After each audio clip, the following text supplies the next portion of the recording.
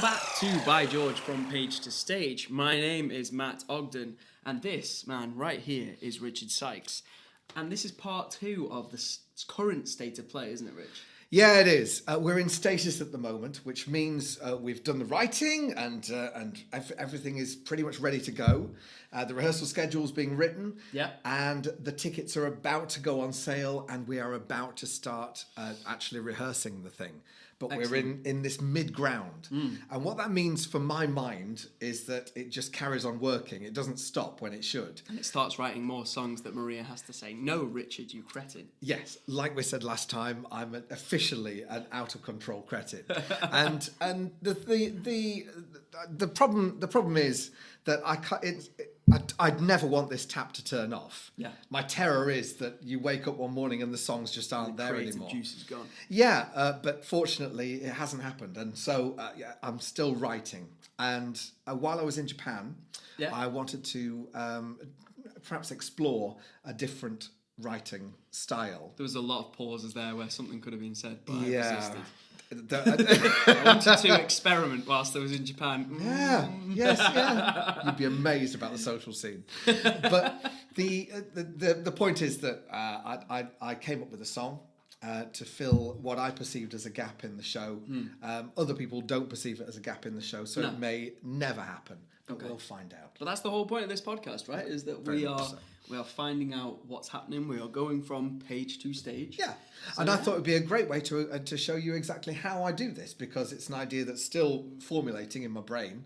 So you can see how I actually write a song. We're having a songwriting masterclass with Rich Sykes. It's not going to be that, folks, but it might just get you through exactly what I do. Awesome. Right. Okay. Should we crack on? Yeah, let's do it. See you at the keyboard. Aye.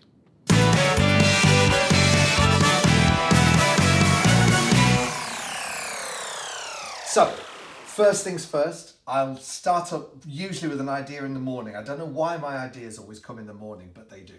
And I'll wake up, and if I've got a phone near me, I'll probably record something into the phone so I don't lose the idea. And then I'll come up to the piano and try and stick some chords on it. Does that make sense? Yeah, it makes sense to me. Okay.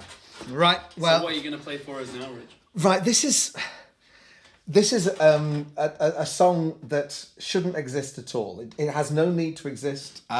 Maria said that it absolutely shouldn't go into the show, but she hasn't heard it yet. So what I wanted to do here was put a low-key number into at the end of a scene where Pauline is exasperated with George. She's frustrated with her own life, but she's even more exasperated that George isn't helping at all to try and maintain the relationship. And so I wanted a song called The Pauline and George Show, because it's a show.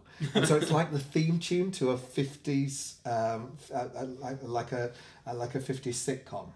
And it's got a bluesy riff. It needs to be in a minor key. Nice. So it couldn't be. It's not that. It needed to be something in a minor key. So the riff I came up with was that I woke up with was this. So here it is, the Pauline and George Show. Da da da da da da da da da da da da da da da da da da da. Da da da da da da da da da da la da da da da da da da da da da da da da da da da da da da ba da da da da da da da da da da. Something like that. That's what pops into my head, and so the opening riff was ba da da da da da da da, and that's what I'll have put in the dictaphone. It's only then a matter of mapping some chords onto it. Now, in my mind, whenever I come up with a line, the chords are already there, and what I end up doing is usually simplifying them to make the orchestration. But I'll try and keep as many of the little intricacies that I can as I go through. So, for instance, the first 4 chords would usually be, but that's a simplified version. What actually happened in my head was this.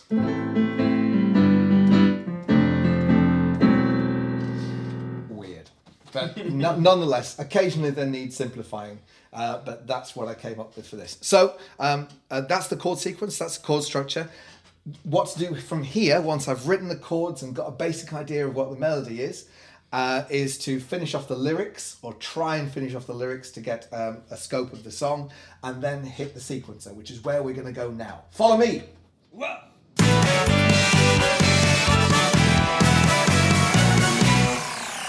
So once I've got my notes and my chords, I come down to the studio. And here we are. It's a simple setup. We've got a keyboard and we've got a computer there and a sequencer running on it. A sequencer, all it does is you can map one track onto another track onto another track. So there's an awful lot more that it does, but in basic, that's what it does.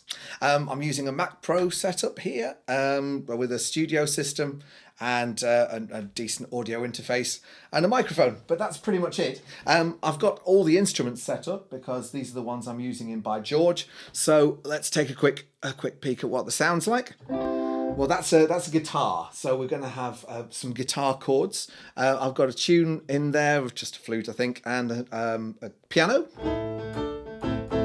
which is nice. I've got some drums, which are running a program called Superior Drummer, which is very nice, and it just sequences things for me. We've got a bass line, so we can simplify that. We've also got trumpets, trombones, sax, violins, and some keys. And I've chosen for this piece, because it's going to be a big band track, to add some more brass to it. So we've got some brass, and that will be played by the keys player. So that's our 10-part orchestration. And now let's take a look at those chords. So as you heard upstairs, and what came through overnight were these chords. So and all we need to do now is pop those into the sequencer and just take a look at those. Let's have a go.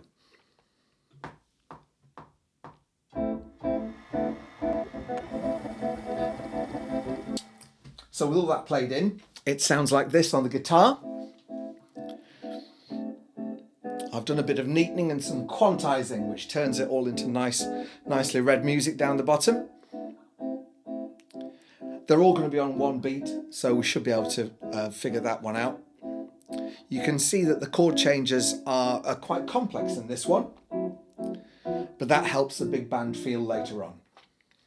Okay. From there, I think we should add some drums. Now, I don't have any particular ability with programming drums, so what I usually do is take a stock track and just import those in, something that sounds to be in the right feel. So I'll do that now. Okay, that's done.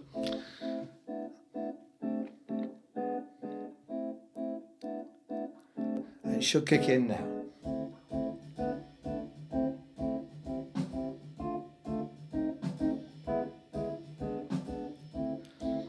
Okay, well, the fills aren't exactly in the right place, but it gives us an idea of what the song's going to sound like. It's a nice little mellow swing rhythm. Next thing to do is probably add a bass line. And again, I'm not particularly skilled at the bass, but what I can do is put a basic bass line in and then manipulate the notes up and down to make it sound a bit more interesting. So once again, bear with me. So after some fiddling around, this is what we've come up with for the bass line. It'll kick in now.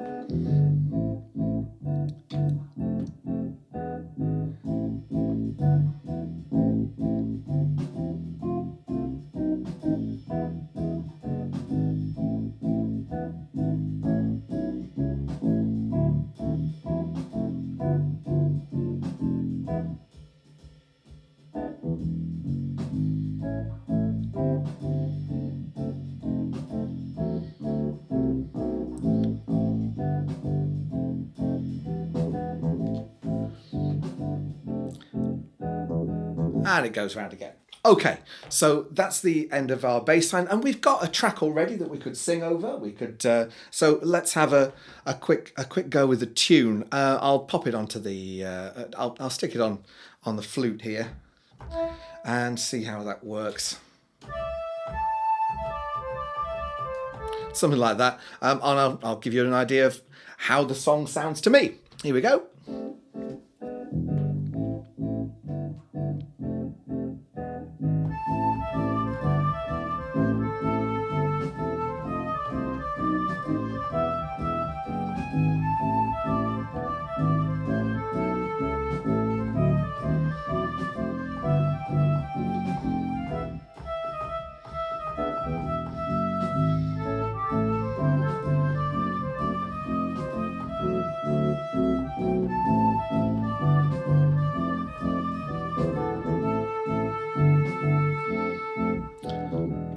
Something like that. Okay, so with that in mind, we can now start to orchestrate the rest of it. The next thing I'm going to add is a bit of brass. This is a very brassy song. It's got that big band feel. So I'm going to stick on some trumpet, and I'm going to show you how I would add the rest of the brass in coordination with that.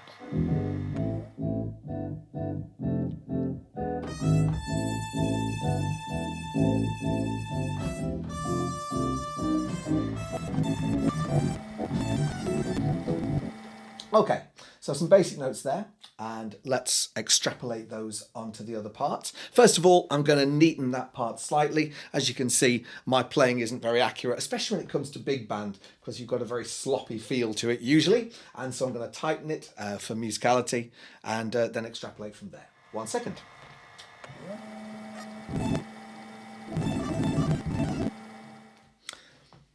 Okay. So now we've got the trumpet in place, time to add another trumpet. There's one already set up here. So I will copy and paste that down. And that'll give us 2 trumpets. Do we want them playing the same thing though?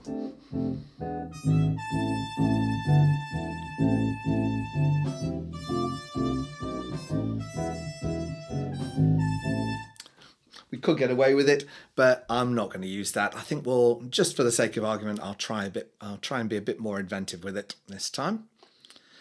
So I'll move these notes into the chord. Now the chord at the beginning is the chord of A minor. So an obvious one for me to put there is E, because A minor consists of A, E, and C as a basic chord. You'll see what I mean.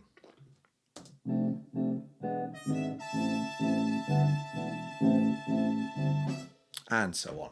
So I'll work my way down the song and work out what needs to go where for the trumpets. Then I'll do the same with the trombones. Then the same for the sax, and we should have a brass part. Let's take a look.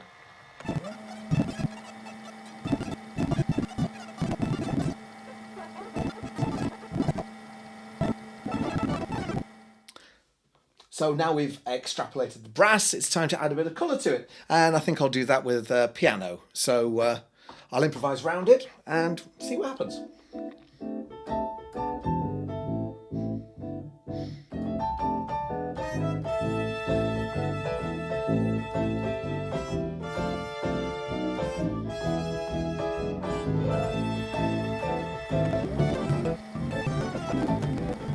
And that song will develop and it'll create a shape, and then it'll just be stored. Whether it's used or not, I have no idea. But thanks for joining me for this bit, folks, and I'll see you back upstairs with Matt.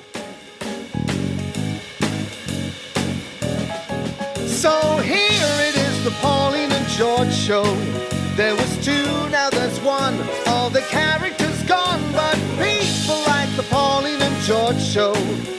It's what everyone knows and what both of them chose, but it's stuck in the muck and it just never grows. Tune in next week, it's the same as the week before, but Pauline and George should be wanting something more.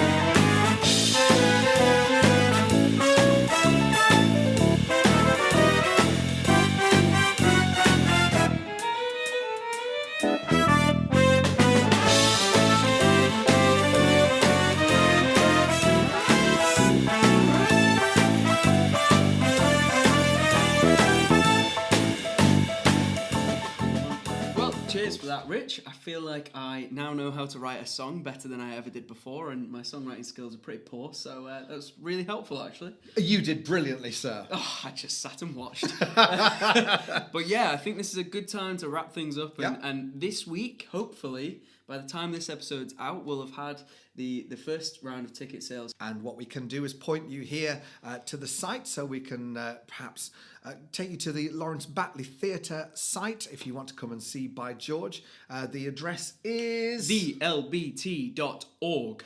Thank you for that. And we'll post links along with the descriptions on YouTube and also in the podcast description as well. So you can just click on that and go straight there and make a purchase. Yeah, perfect. It'd be lovely to see you there. Don't forget to watch the rest of the episodes of the podcast so far. Subscribe to the YouTube channel if you're on there. And if you're not on there, then you should have gone on there to watch this episode so that you could see the masterclass as it happens. The last 2 episodes, in fact, quite a lot of episodes, just watch them on YouTube. Listen to them on your favourite podcast streaming sites as well. But most importantly, get your tickets, because this is going to be a fantastic show, a Yorkshire amateur premiere. Indeed. See you there. See you next time. Cheers, Rich. Bye. Bye-bye.